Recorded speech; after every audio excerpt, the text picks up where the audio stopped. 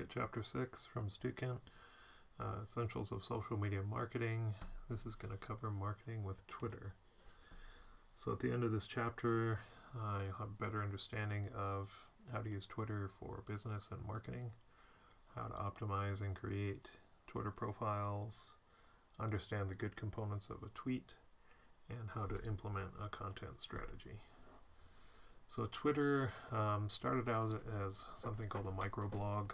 It was a platform where people could share really short messages called tweets. It used to be limited to 140 characters, but it's been extended to 280. Twitter started in 2006 and was created by a guy named Jack Dorsey, who wanted to create a text messaging platform, but ended up creating this microblogging format. So by 2012, so 6 years after it was founded, they had over 185 million users, and today they have over 330 million monthly users who send over 6,000 tweets per second and more than 500 million tweets in a day. So Twitter has become a very popular platform for brands. It's a great way for you to reach your customer. It's also heavily adopted by celebrities, politicians, and journalists, and big media companies as well. It's a platform that's used for fast, short messaging. So you'll see a lot of breaking news and updates happening on the platform. So on this slide you can see about a year ago, Twitter accounts with the most followers. Former President Barack Obama, 111 million followers, followed by Katy Perry, Justin Bieber, and on down the list. So it's interesting to see the volume that can be achieved for either celebrities or politicians or even other brands. As you can see in the list, YouTube, 72 million, Twitter itself, 56 million, CNN, 56 million, Jimmy Fallon from one of the Tonight shows, 1 million.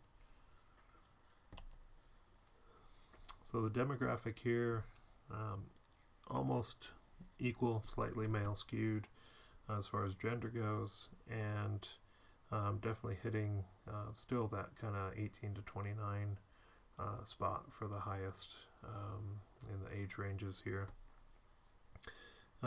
Younger generations still are going to be more likely to use Twitter, and almost 79% of users are located outside the United States. So 32% of users have graduated from college and also have an income of over $75,000 a year. And about 24% of our users on Twitter have some college experience and also use the platform. So as far as marketing goes, Twitter users are 3 times more likely than Facebook users to follow a brand, which is pretty interesting. So definitely would say this is a great platform to adopt for your own business or when you're working with a client. And almost 70% of Twitter users have purchased from a brand after following them on Twitter, and almost 80% have retweeted content from their brand that they have followed. Twitter users also open to interacting with business. This also tends to be a customer service platform, a deal platform, and also a product research platform where you can ask questions and get feedback from people in Twitter. So setting up Twitter, first off we have to have a username or a profile. This can be up to 15 characters, and it should closely resemble the handles that you've already used on other platforms, or at least closely resembling the name of the brand or business so people can find you. Your profile picture, you probably want to use something that visually represents the brand. So this is going to be your logo. Could be your photo if you're doing freelance work.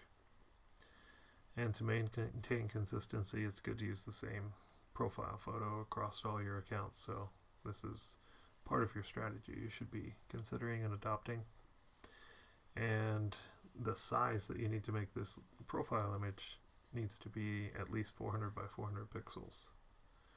So you'll notice on the screenshot here, you also have a profile. Beyond the profile photo, you have a cover photo. You have some kind of a status that you can input, and then you can also see tweets and replies, and then other elements like assets and likes.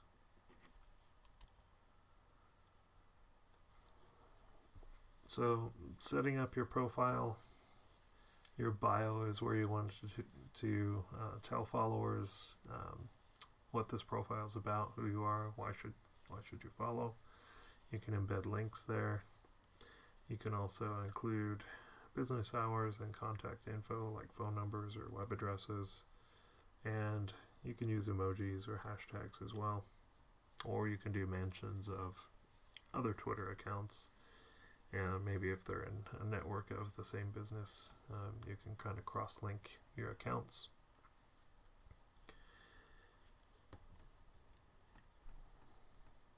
Next thing with cover photos, it's a great place to showcase the brand or featured products.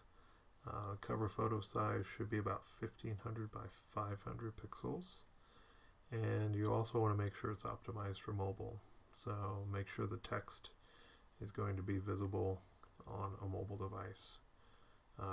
This is the reason a lot of brands don't typically use a photo with text, just because it can be a little challenging to ensure that it doesn't get cut off.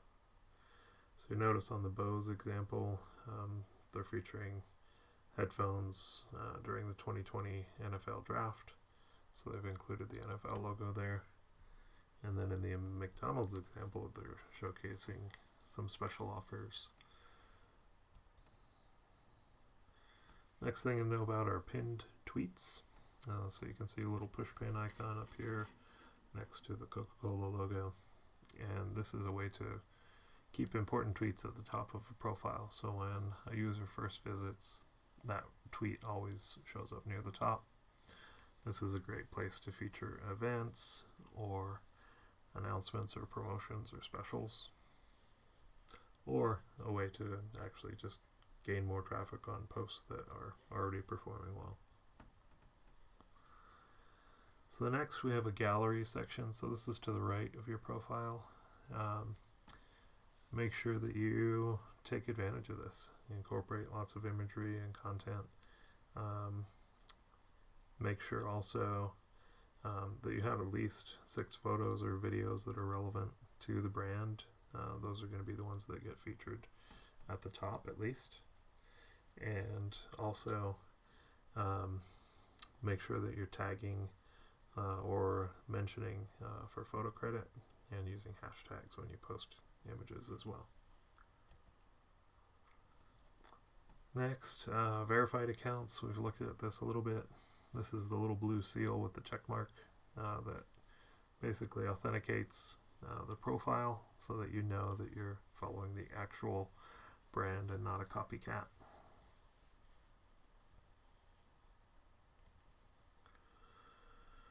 Next, we're going to look at the parts of a tweet. So a tweet is just an update that you post on Twitter.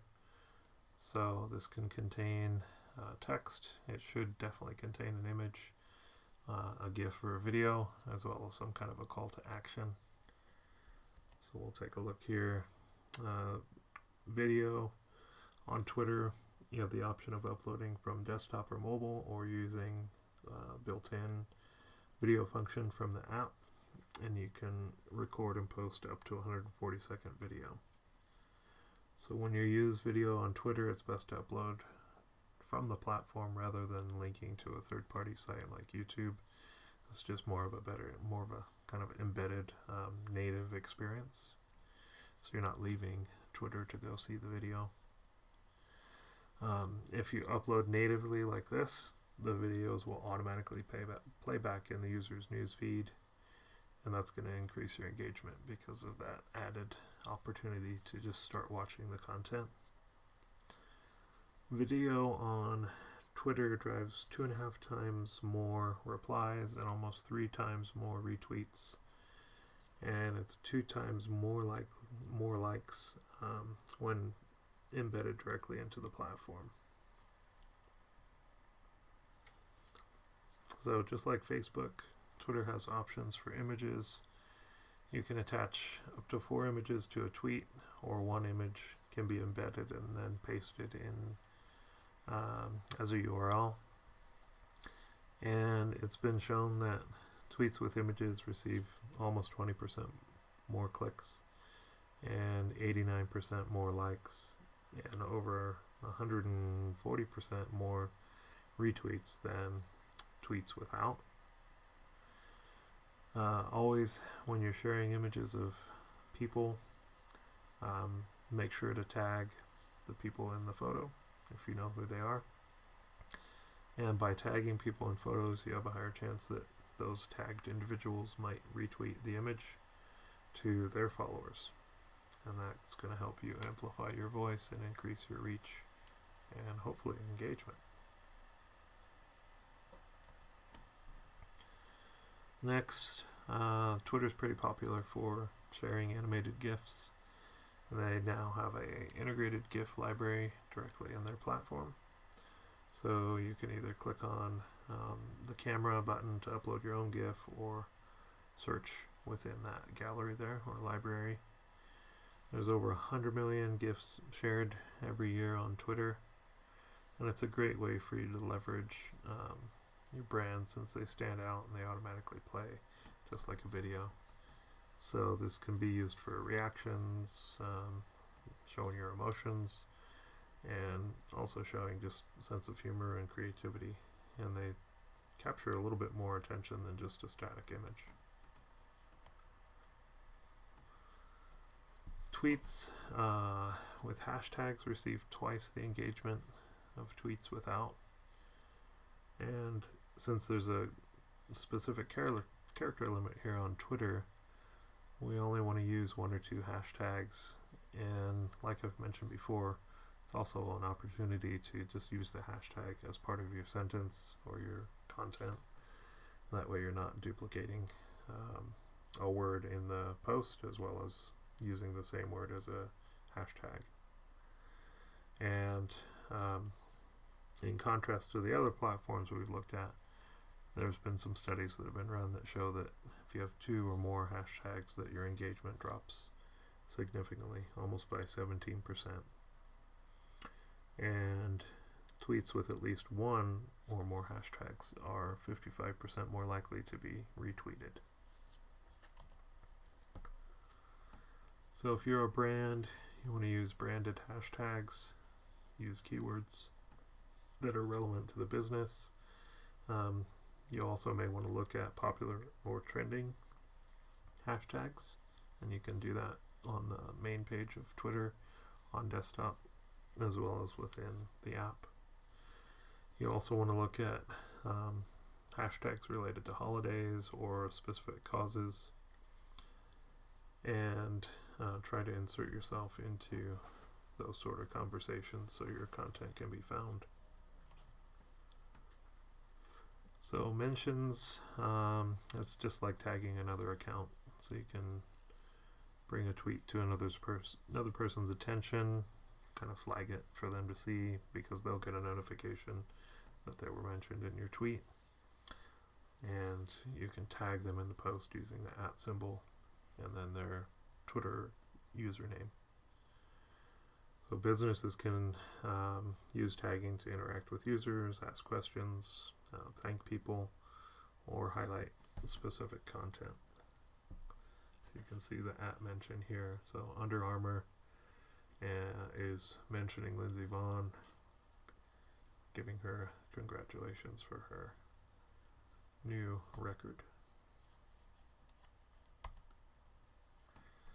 So the Twitter algorithm in previous renditions of Twitter you would just see tweets in a chronological order. Now, Twitter shows you the tweets that they think are most relevant to you on your timeline. Also, they'll show live or happening now current events or topics that they think you might be interested in. And then you get to see everything else.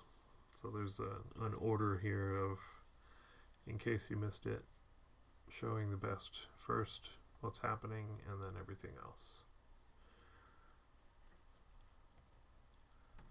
So in 2018, Twitter implemented a change to the platform that allowed you to toggle between top tweets and latest. And it kind of makes it easier to switch between an algorithm-based feed and a real-time feed.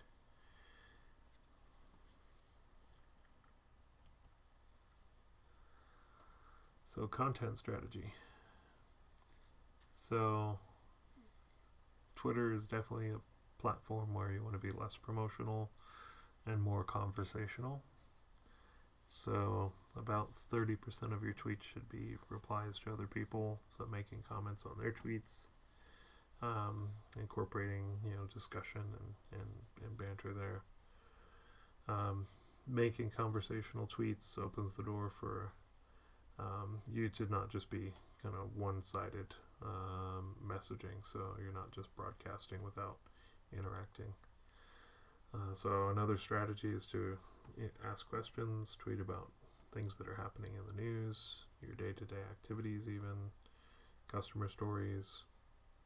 And you also want to listen to any mentions where customers are asking questions in real time or retweeting, like we saw in the issue with United Airlines and the broken guitar.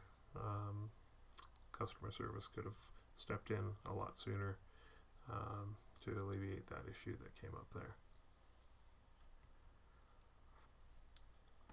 So according to Sprout Social, the best times to tweet are Wednesdays. They have a higher performance. And for business to business, it's 16% more optimal to tweet during business hours. And for business to consumer posts, it's better to post on the weekends. So best times to post are noon, 3, and then around 5 or 6 p.m. So tweets last about 24 minutes and reach about 3/4 of its potential engagement in less than 3 hours. So you will definitely want to tweet more often and throughout the day, and even sometimes repeating the same tweet, because you may not hear or be seen by all of the people that you would expect. So 3 to 7 tweets a day and posting at optimal times is important. So Twitter lists are ways that you can group different Twitter accounts. So you can create your own list or subscribe to lists by other people. They can be public or private. And it's a way for you to find content that you could retweet and share again. And it's also a way you could do some competitive intelligence and monitor the competitors for ideas on what they're doing and what to post, and maybe how to improve your strategy. So some other things you can do to generate some content: ask questions, perform a poll, do some market research, engage with your followers' interests, get feedback on products or new plans that you have in mind, encourage predictions, promote offers or other events that are happening.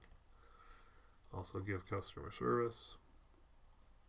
You may actually want to create a specific Twitter account for the brand for support or help, and ensure that it's always manned so that the person that's asking for help actually gets help in a good amount of time.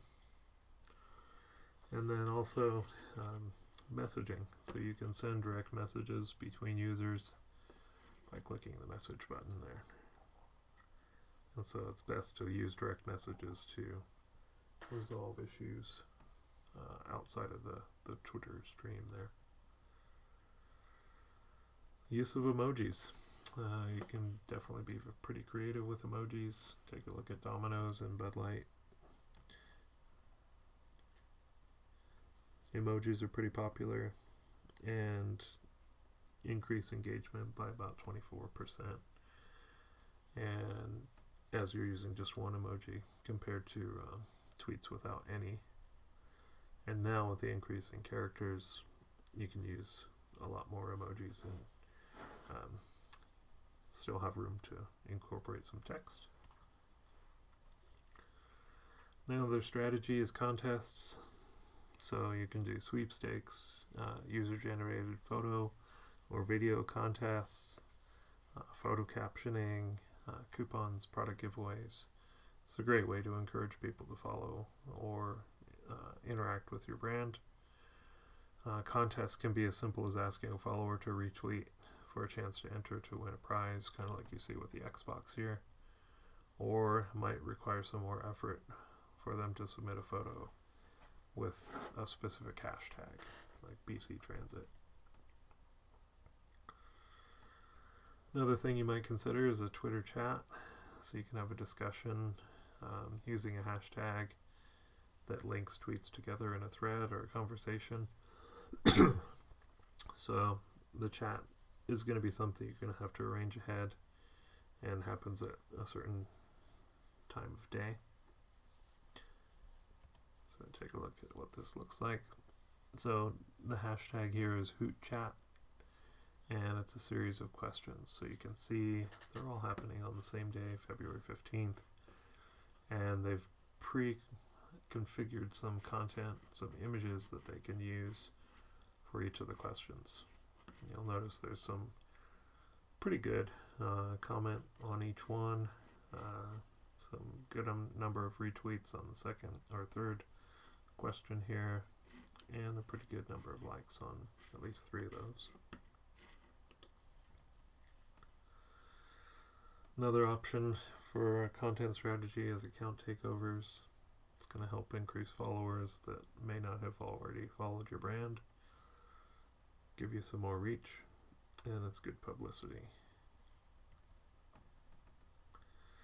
Twitter also has the ability for you to go live, so you can share live video as a part of your strategy. And this is powered by a company called Periscope.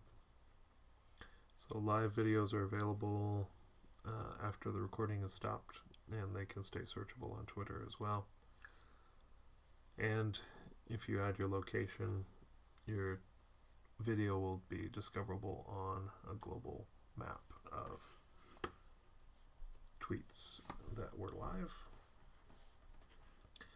So you notice here Toyota featuring a new car with 360 live video. Next, just a quick look at direct messaging. You can interact directly with your followers and potential customers, and you can also automate some of this messaging, so that way a user doesn't have to wait for customer service to answer. And you can create links into specific tweets or websites or other apps to kind of speed the process of getting somebody some help. So you can see the example here, Samsung Australia using a chatbot to help customers find the right TV by asking some questions to the customer. And advertising. So you'll see under here, promoted by British Airways. This is going to be your clue that this is a paid advertisement. And it's a great way for for brands on Twitter to complement their social media marketing. And you can specifically target certain audiences to achieve your goals. So Wendy's, the restaurant, is well known for its Twitter marketing strategy and pretty kind of humorous tweets.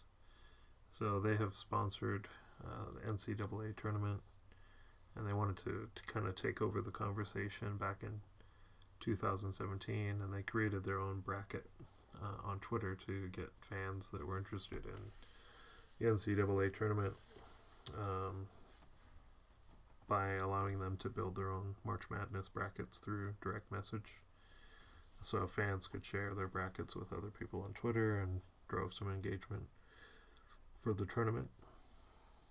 They also launched an ad campaign targeting basketball fans to fill out their own brackets. So over 2 weeks, there were over 2 million messages sent through direct message, and users spent an average of 5 minutes building their bracket, and then continued to engage with Wendy's content throughout this tournament.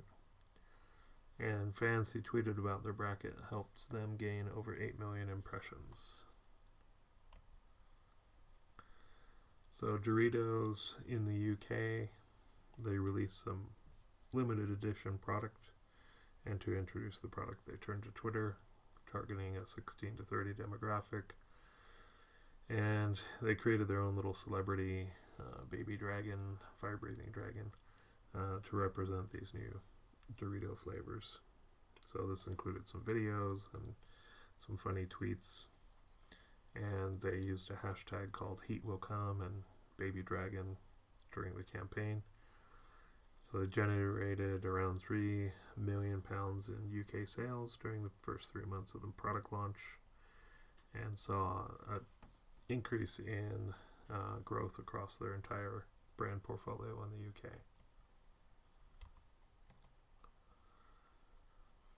So next, COVID response.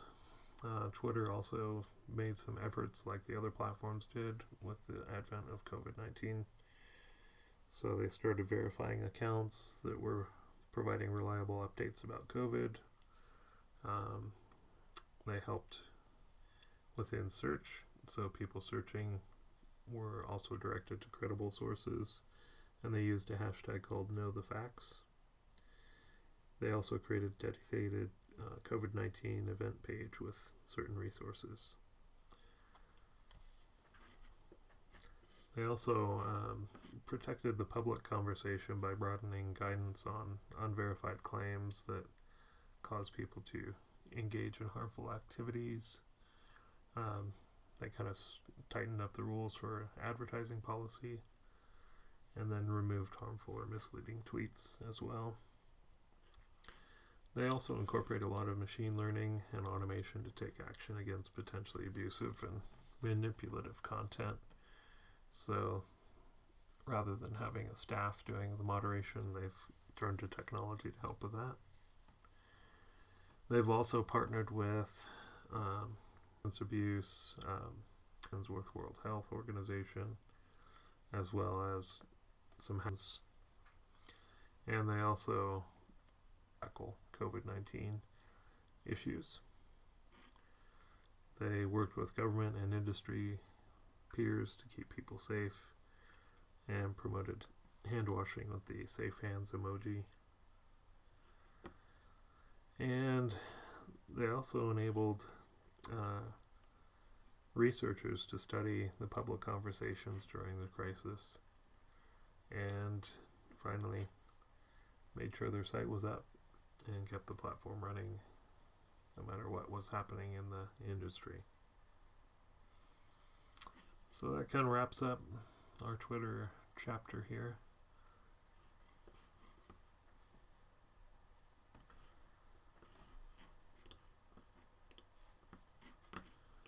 So if we take a look at the assignments related to Twitter, just one here, your Twitter profile audit. So you're going to take a look and review chapter 6, which kind of targets some of the things we already looked at in the slideshow here. So creating a Twitter business profile, username, profile picture, bio, cover photo, and then once you start generating some tweets, possibly using some pinned tweets, definitely start using the gallery, updating with recent work images or works in progress. And for 2 sections, you're going to look at the current graphic design program Twitter account, and then for the online section, you'll be looking at Gizmo's Twitter account. you're going to look at those pages, see what they do right, see what they could improve, and share your findings in a PowerPoint. So make sure you're taking screenshots. And this week we won't be doing any presenting through Flipgrid, so it'll just be a PowerPoint. So that wraps up Twitter.